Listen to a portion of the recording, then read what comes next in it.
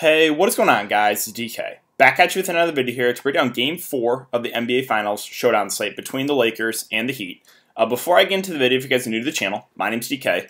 I make daily videos breaking down NBA, NFL, PGA, and esports, daily fantasy sports slates. Real quick, before I get into the video, I do want to say thank you guys again for all support. Currently, right now, at 5.15 thousand subscribers on YouTube. The easiest way to support me with all the content being free is just leave a like button on the video, subscribe to the channel if you haven't already, and hit that notification bell so you know when I upload videos, you know when to go live. I have a ton of content coming out this week with NFL, obviously with NBA, maybe some esports. I know a lot of people have asked me about CSGO videos. Might be coming back here in the near future, so be on the lookout for that. Also, if you guys cannot watch the YouTube videos, I do upload an Apple Podcast. The link is in the description below. It's the DK DFS show. But with that out of the way, let's jump into the video. So before we talk about players and the prices, let's go over my lineup from Game 3 real quick. So Game 3 didn't go as good as Game 2, obviously. I went back to Kelly Olynyk and the captain. He was, once again, the best value in the slate. Put up 50 fantasy points in the captain spot. I thought it was a really, really easy play. Anthony Davis was a surprising letdown, got some foul trouble. Him and LeBron were both about 90% owned. I have no regrets playing Anthony Davis. Sure, right, the winning lineup did fade Anthony Davis, but yeah, I'm going to play Anthony Davis and LeBron James again on the slate, most likely, unless we get news of like Bam playing, then that could change some things up a little bit, but if both Bam and Dragic out once again, I will be playing LeBron and AD. Jimmy Butler went absolutely crazy, 83 fantasy points, insane. Kendrick Nunn was a letdown, was in some foul trouble, and did not do as good as the previous couple games. Iguodala, his minutes went way down. I think he only played 17 minutes after playing minutes into like the mid to high 20s the last few games. So, yeah, it was a disappointing day for me. But let's go over the winning lineup real quick here. I think it was Jimmy Butler in the captain. Let's see, it was Jimmy Butler in the captain spot with LeBron, Hero, Duncan Robinson, Kelly Olynyk, and Markieff Morris. I also, in my lineup, too, I left money on the table. I think I left like $2,500 on the table. I could have got to Duncan over Iguodala. I wanted to get a little bit different. Obviously, again, that didn't work out. He faded Anthony Davis, again with Hero, Robinson, Olynyk, Markieff Morris had a really, really good shooting day. Probably not going to chase that, but again, I think he is a potential value on this slate as well. So that's it for the look back. Let's take a look at the over-under real quick. So again, it's 218.5 over-under. Lakers are 7.5-point favorites. Right now we have Dragic doubtful. Doesn't look like he's going to go. Bam's status a little bit more up in the air. He's questionable, so obviously that will change some things on this slate. If we look at the pricing for the slate now, things have changed. The prices dropped a lot on basically everyone. Like LeBron's now $12K, Anthony Davis $11.4, Jimmy Butler $9.6. So you can now fit in like 3 or 4 studs into your lineup if that's the direction you want to go. Yeah, LeBron, AD, it's simple for me. I'm going to be playing both. If you want to, LeBron obviously has a higher floor. If you want to fade Anthony Davis and think he struggles again, go for it. Not going to be the way that I go. In these playoffs, after we've seen like a bad performance from AD, normally he has a big game the game after. So I have absolutely no issue going right back to AD. He was in some foul trouble too. Yeah, I'm going to be playing both LeBron and AD. Not gonna take the risk there with fading either of them. Jimmy Butler's at 9.6. Yeah, if Bam Adebayo's out again, it's just a plug and play for me. Again, he has just been super, super aggressive offensively. He was only like 70-ish% last slate. He's going to go way up after the big 83 fantasy point game. But yeah, like I said, he just has to do it all with no Bam and no Dragic. So the top 3 guys are really easy plays. Again, that's assuming that Bam Adebayo was out. Yeah, now Bam Adebayo, if he's in, that does take a hit to Jimmy Butler. I still would like Jimmy a good amount, but then Bam himself would be an interesting play here. I don't think anyone would, or not anyone, but he'd be very, very low owned in my opinion if Bam Adebayo does play. Now it's a neck injury, so I don't really think he'd be limited at all if he does play. And Bam's done really, really good in the playoffs. Again, he did have the letdown game where he got injured in only 21 minutes. Doesn't worry me a whole lot. I kind of like Bam as a contrarian play here if he does play. If he does not play, I will once again be captaining, or most likely be putting Kelly Olynyk in the captain spot. He is the best value by far on the slate if Bam Adebayo's out.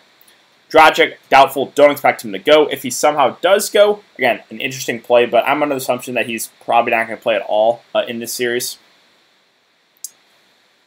Tyler Hero's at 8K, so he's been inserted ever since he's been inserted in the starting lineup. Kind of been struggling shooting the ball. 6 of 18, 5 of 12, 6 of 18. He really does have to. He stepped up later in that game, in Game 3, to secure the victory for the Heat, but he's really kind of been an afterthought here. Like, it's just been the Jimmy Butler show. If Bam is out, Hero has got to be the number 2 on this team. So he does make for an interesting pivot. Again, with the prices coming down here on all these guys, you can fit in like four of the studs if that's the direction you want to go. But yeah, right now, Hero is a slightly more contrarian play, but I think he is someone that's still viable. It depends on how roster construction works. Rondo in the mid-range at 7-2. We're probably going to get mid-20s minutes from him. He's been really solid last couple games here, 38 and 24 fantasy points. He's a do-it-all guy, too. Look at his stat lines, right? 16, 4, and 10, 4, 8, and 5 with 2 steals. I think he's a perfectly fine play in the mid-range. I'm not really going to prioritize him. Again, it depends on how roster construction goes. The guys I'm prioritizing, obviously, are the main 3 guys, and then Kelly Olynyk, assuming Bam misses. So, my lineup, if Bam Adebayo's out, is going to look like this. Like, there's no secret. I'm going to play all 4 of these guys.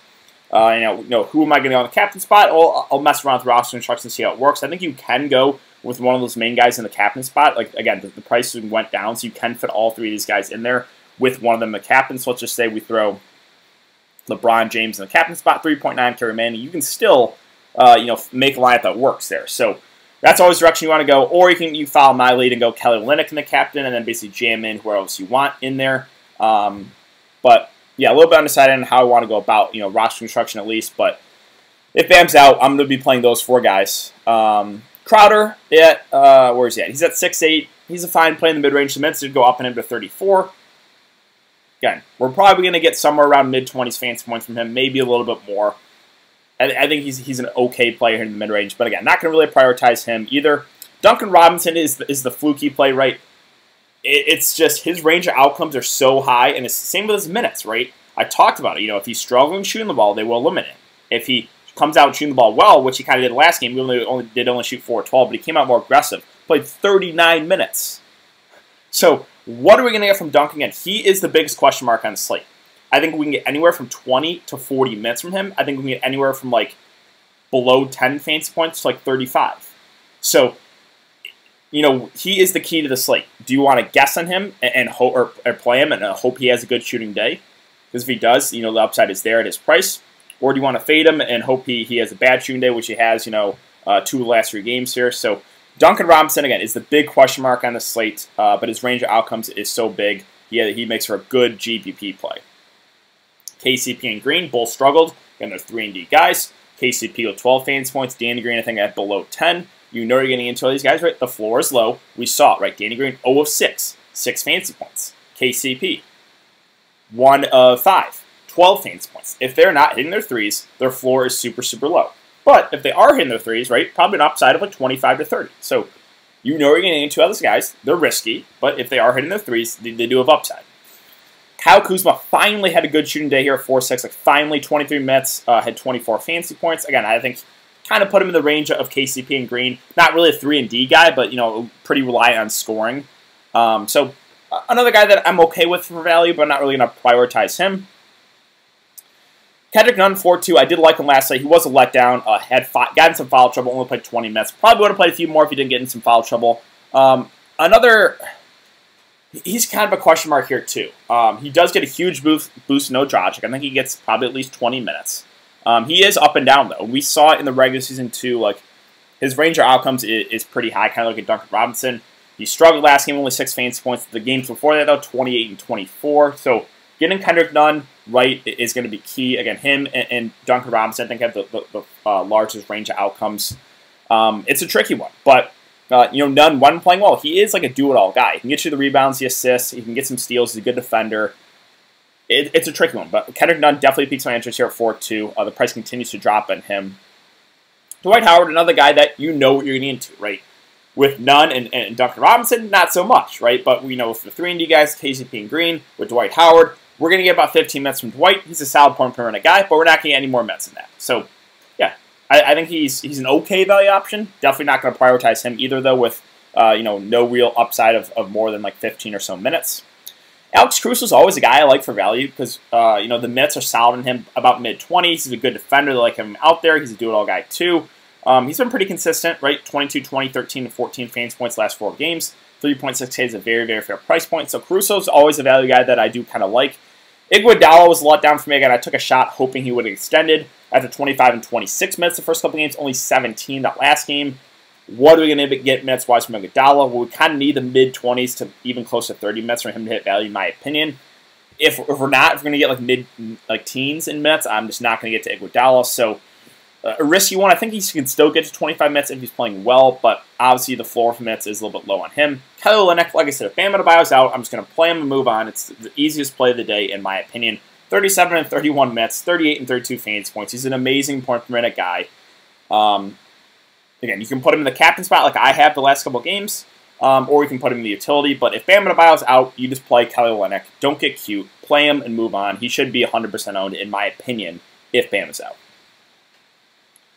Markieff Morris at 2-8 had a really, really good shooting day. Shot the ball 13 times, something we're rarely going to see from Markieff Morris, but we did see 25 minutes. Now, that was due to KCP and Green really struggling shooting the ball. If they lost minutes, Markieff Morris gained minutes. It's all about, who is going to shoot well for this team, for those guys. If, Danny Green shooting well, he's going to get extended. If KCP shooting well, he's going to get extended. Markieff Morris shot pretty well last game. He got extended. So, another guy that is kind of relying on his scoring. Did have 2 assists and 6 rebounds. A little bit more of an outlier for him, but I'm a little bit worried the ownership's going to be really high in Markieff Morris. 2.8K, though, is very, very fair. I think we get somewhere between 15 to mid-20s minutes. Mid-20s, I think, is his upside, like we saw last game. So, he intrigues me. I think the ownership is going to be way up on him. If I think it's going to be super, super high, I'll probably pass. But definitely someone you consider, especially under 3K. That's what, Myers Leonard, only can consider him, obviously, if Bam's out. He's probably he would start again and probably get somewhere around 10 minutes. We saw 9, we saw 13. My best guess around 10, right? Probably 5 minutes in the first half, 5 minutes in the first quarter, 5 minutes in the third quarter, maybe a little bit more here and there, but nothing more than upside of what we saw 13 minutes last game. You really need Kelly Olynyk foul trouble, which I guess is possible, but yeah, 2.4K, he'll probably is not a guy I'm gonna really look to. And that's it. Derrick Jones Jr. played a minute or two. He came in on defense for a couple of possessions at the end of a half. J.R. Smith saw a few minutes due to AD foul trouble. He did hit a 3, but not really going to get to even consider him.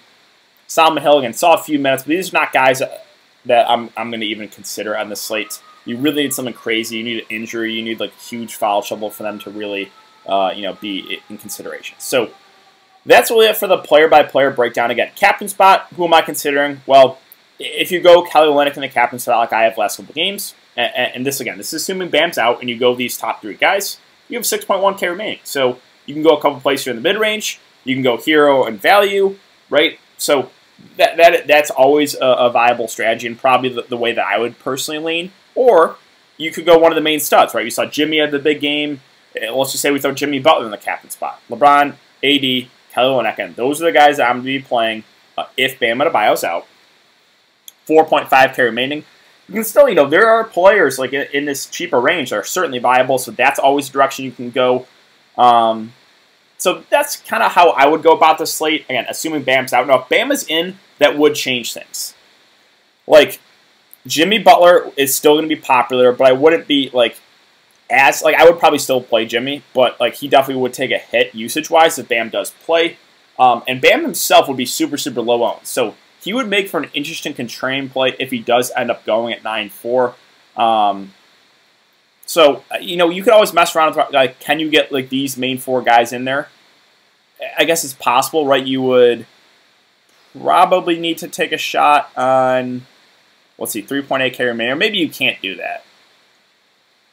I guess you still could if you go that route, like Markieff Morris in the cat, or something like that, right? So, again, mess around with roster construction, see how it goes, but that's the approach that I'm going to take. If Bam's out, I'm playing the top 3 guys. I'm playing Kelly Olynyk. Again, you can mess around with who you want to go with in the captain.